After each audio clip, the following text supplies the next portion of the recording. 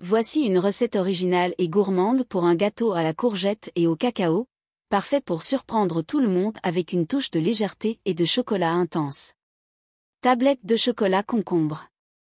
Ingrédients, pour un moule de 20 cm. Ingrédients secs.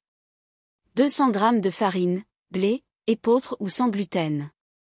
50 g de cacao en poudre non sucrée.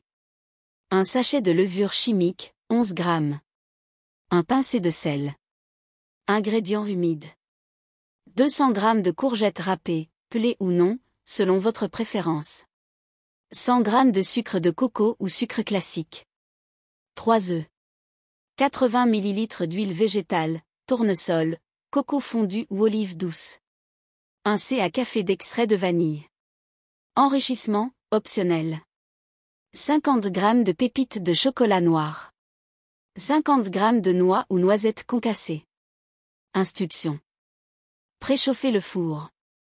Mettez le four à chauffer à 180 degrés Celsius, TH. 6. Beurrez et farinez légèrement un moule à gâteau ou chemisez-le avec du papier cuisson. Préparez les ingrédients secs. Dans un saladier, mélangez la farine, le cacao, la levure chimique et le sel. Mélangez les ingrédients humides. Dans un autre grand bol, fêtez les œufs avec le sucre jusqu'à ce que le mélange devienne légèrement mousseux. Ajoutez l'huile, l'extrait de vanille et mélangez bien. Incorporez la courgette râpée. Ne vous inquiétez pas, elle se fondra dans la pâte pendant la cuisson. Assemblez la pâte. Incorporez progressivement les ingrédients secs dans le mélange humide, en remuant délicatement pour éviter de trop travailler la pâte.